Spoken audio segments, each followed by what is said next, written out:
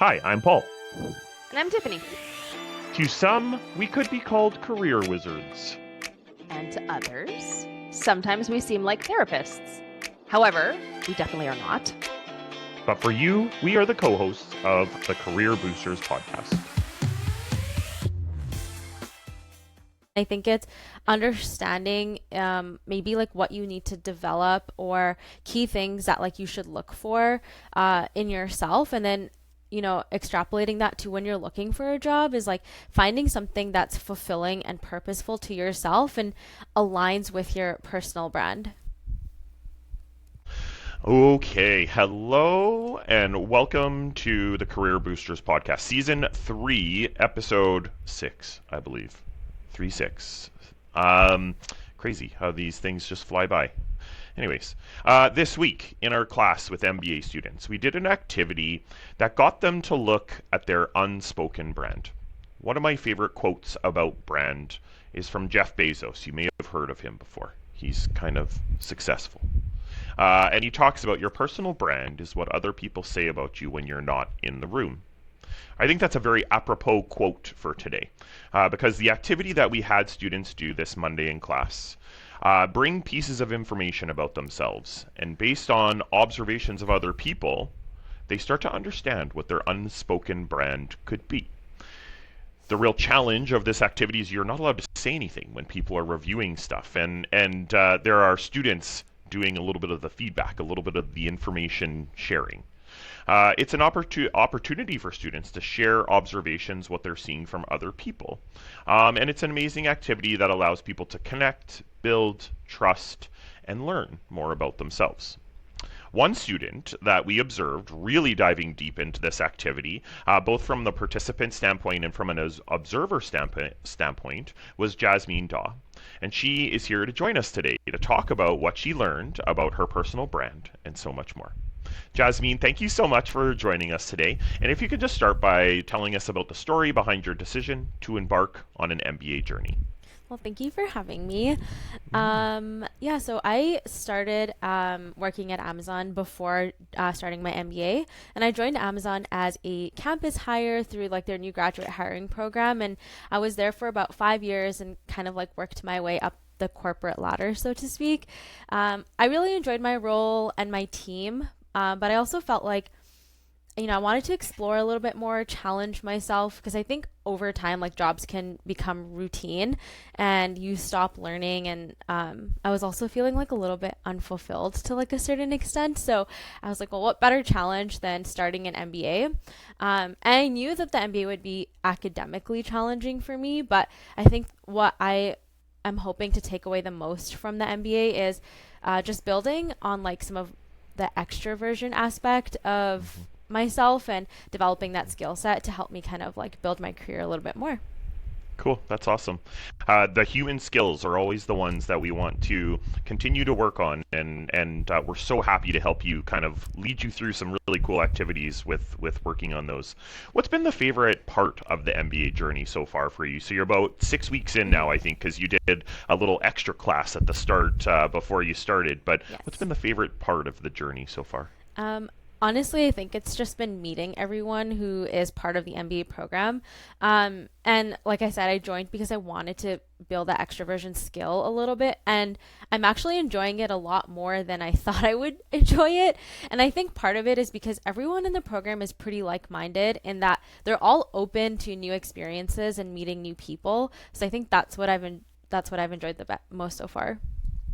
Glad to hear, because that's going to continue and follow you through your MBA. So glad that you already like that part, because you will get to experience so much more of it.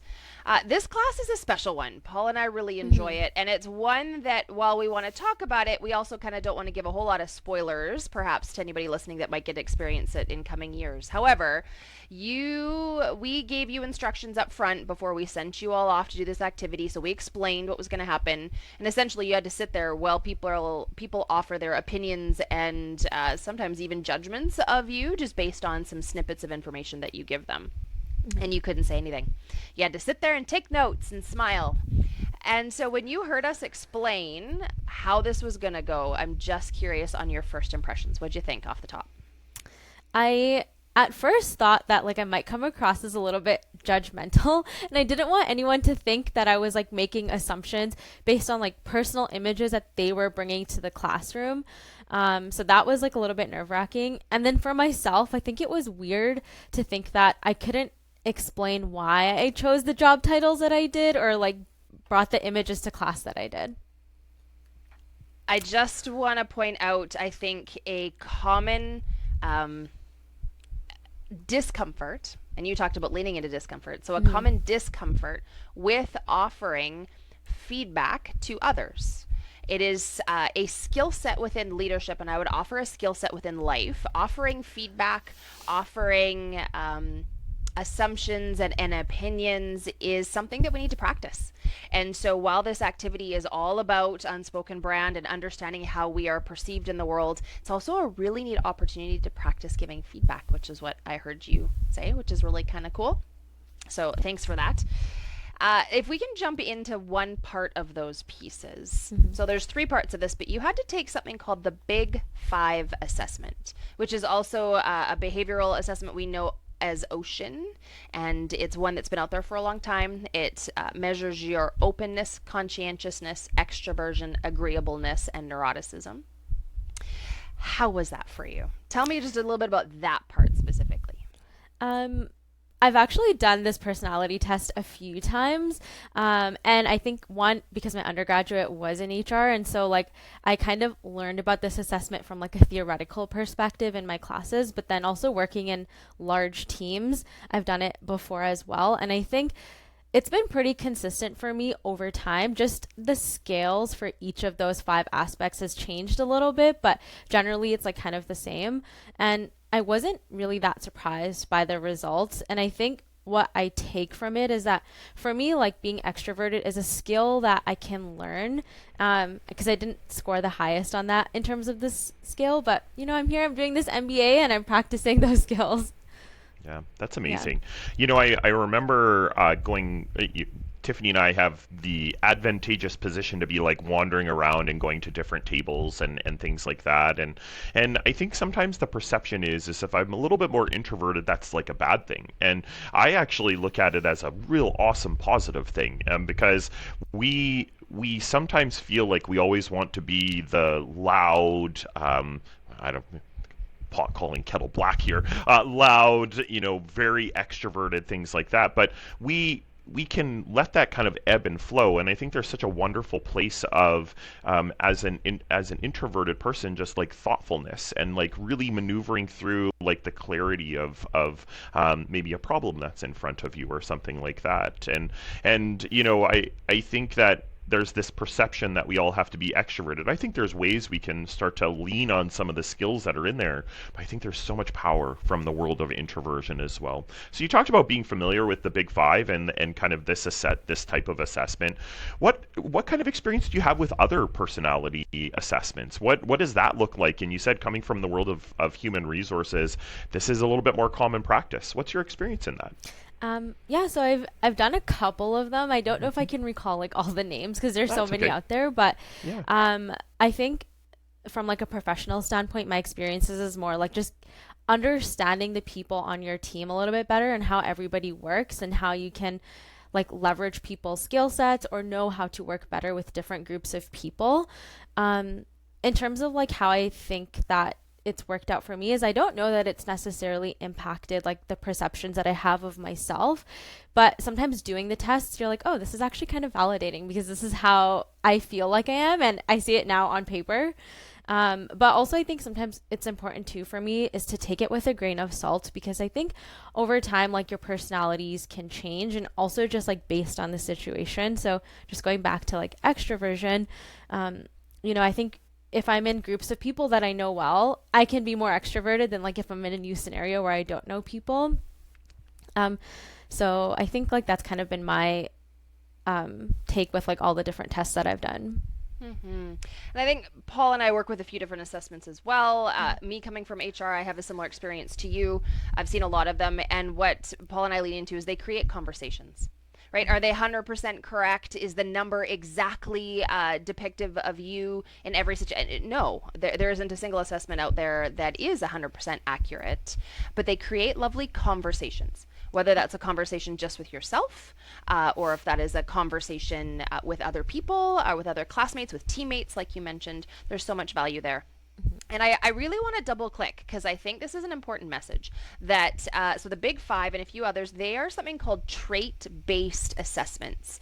And traits are things inside of us that actually don't change. So whether or not the assessment got your number right or wrong, where you fall on this introversion extroversion scale is a trait of yours. It's actually not a skill set, it's a trait. And so when we look at it, and so often introverts want the traits of the extroversion, we're now wasting our energy back to energy management. We're wasting our energy in a space of wanting to be in a different space than so owning the really cool trait and the skill sets where you are. So anybody else out there that is always wanting to be the extrovert, that feels like they're more introverted, that is your trait. That is how you are, and own it. Oh my goodness, there's so much power there to own. Mm-hmm. You probably had some assumptions of your own on how people were going to perceive you. You knew what you were bringing. You know what photos you had chosen. You knew your scores. You know yourself.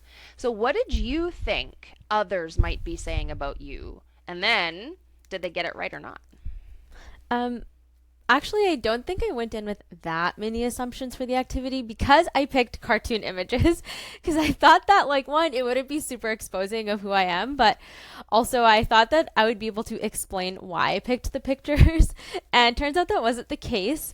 But I think that what was like a really pleasant surprise is that the group was able to glean so much from the cartoon pictures in conjunction with the other three elements. And that to me was like very surprising. And the observations that they were making, I think it aligned pretty well to how I would describe myself and like what I think my brand was.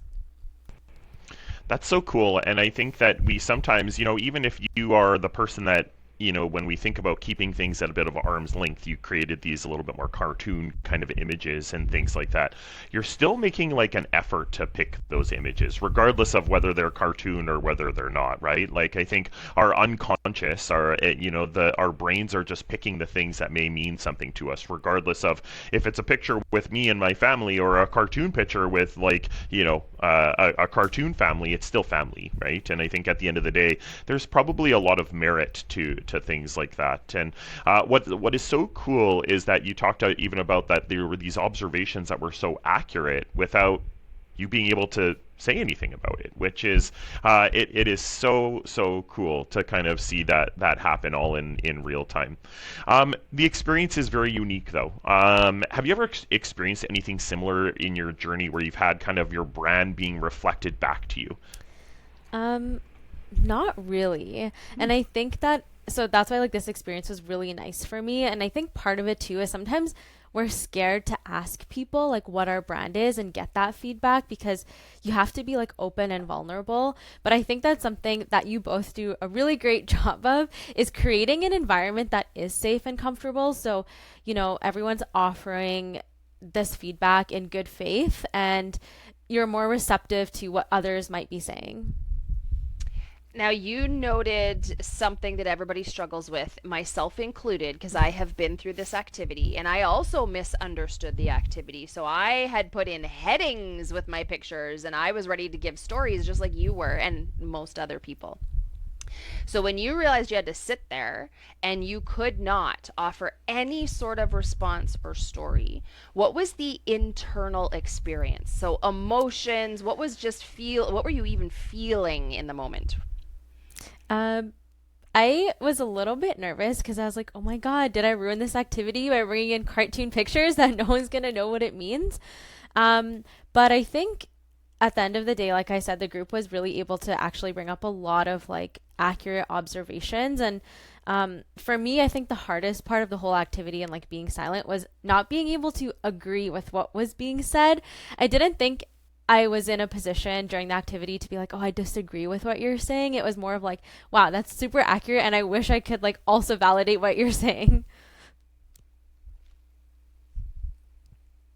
trying to find the unmute button. Paul was scrambling there for a second. Yeah, it's when we ask the participants to just like be observant of what people are saying, it's really hard because I think the validation, you want to make sure you're on the right track, right? And when I think about this activity, and I think this is the 12th year that I've done this and seen this, trust your gut in the intuition piece, right? What are you observing? Because most of the time it's right. And I mean, I've only experienced maybe 2 or 3 times that it's ever not been fairly accurate, which is pretty interesting because you can't say anything. You can't validate. And that's a really interesting thing. Now let's turn you. So you had people observing about you, but then you turned into the observer. What was it like offering observations about somebody else? What was this process like about kind of what you see from these images or the personality report or anything like that with very little information to go on? What was that like for you? Um, at first, it was super strange because I didn't know if I was accurate, and maybe like I was really off the mark, and something that I said maybe is something that the other person didn't resonate with or like see in themselves. But I think like what helped though is that we did this activity like a couple of months into the MBA program, and you've had the orientation, we've had classes together with a lot of the individuals. And so I think we've built a small like baseline understanding of who everyone is in the class. So I think that helped with like making those observations, and hopefully like I was a little bit on the mark, and I think that I was, so that was nice.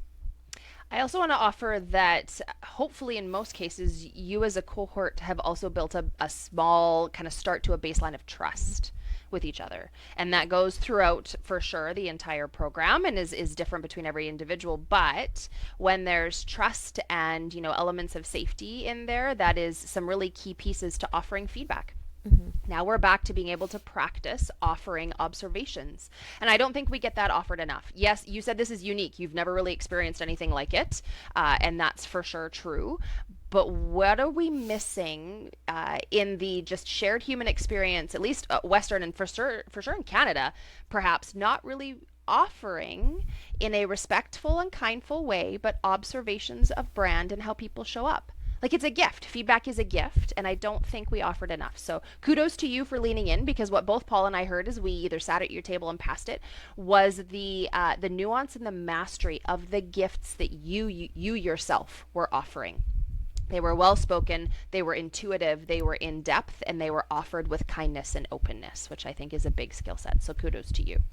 Thank you. What are you taking from this all? I think one of the biggest takeaways is the tensions aspect that we discussed in the activity. Because I think when you like jot down the job titles, it's like, oh, these are the jobs that I want. But then when everyone in the group starts making the observations, you realize that, maybe like what I want conflicts with some of like the themes that they pick up about me or observation. So like, for example, a lot of the roles had like teamwork, collaboration, leadership. And then the tensions that were identified is that like I would want quiet, me time, some like calm, introspective spaces. So for me, I think like a big takeaway, especially post MBA, is that I need to find a balance between like what I think that I want in my career and like what I need. And if I can't find that balance like in a job or a career, then it's like being able to find that balance outside of work. And I think that also ties into like a little bit of the energy management that we've been talking about, is if I cannot or am not able to find a job that offers like the full me time or introspection, then it's how can I do that outside of work to manage my energy and balance that for myself. That's awesome. You are like way ahead of the curve when it comes to MBA students and what we work with, because, at the end of the day, that's what we want, is we want to have this harmonious balance of, whatever works for us, right? Your balance is different than mine, that is different than Tiffany's. And I have been going through a journey of this discovery as well. And, myself, when I do Big Five, extroversion and introversion, a lot of people think that I go way over to the E side. I'm like right in the middle. And I have to do parts of my job that are very, outside focused, extroversion types of focus, right? And I think it's how do I find the space and time to recharge and find that battery, like recharge that battery, and that happens in your personal life sometimes. And how do you talk to the people in your personal life to give you that space to rebuild that battery or that Lego building back up again, right? Um, what kind of behavior changes might this have for you? So I think, I've talked a lot about like being extroverted, and I don't think that I can be extroverted as a person, but I think it's like learning the skills to be successful in roles where like maybe that extroverted aspect might be required.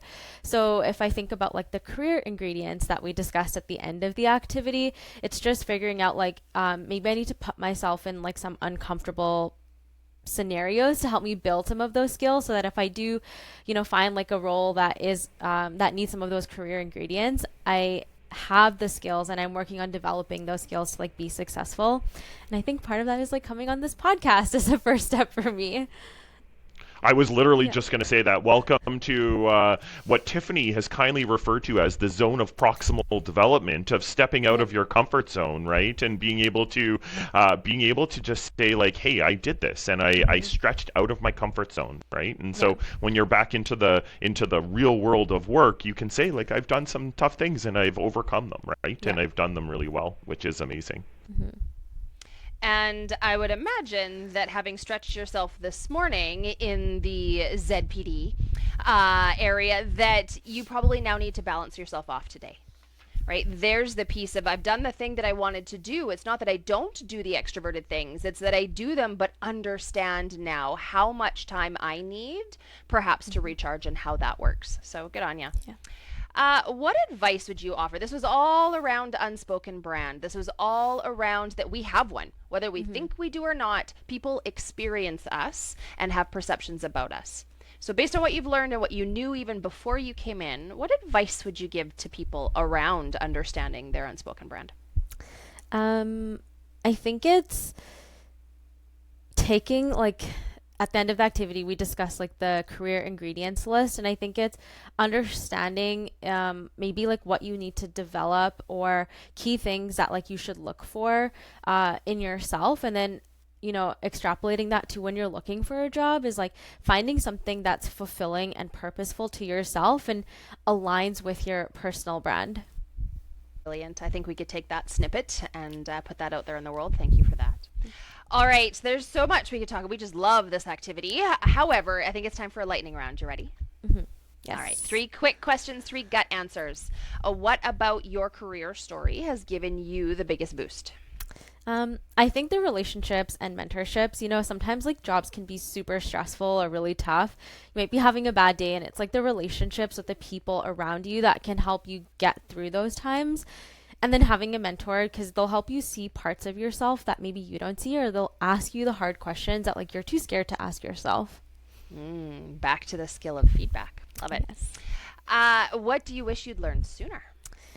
Um, I think one thing that I wish I'd learned sooner, especially, at the beginning of my career as a fresh graduate, starting a new job, I got a lot of advice and feedback from a lot of different people. And I'm not saying that you should brush off the feedback, but just finding the balance and like what's constructive in the feedback that people are giving you, and maybe like what to take with a grain of salt, because these people, they don't all know you as well as you know yourself. So just finding that balance and feedback that you're receiving.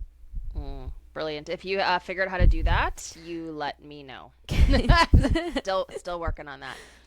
And service is always really important to Paul and I, so we always love to end talking about how service is going to show up for you in the coming week.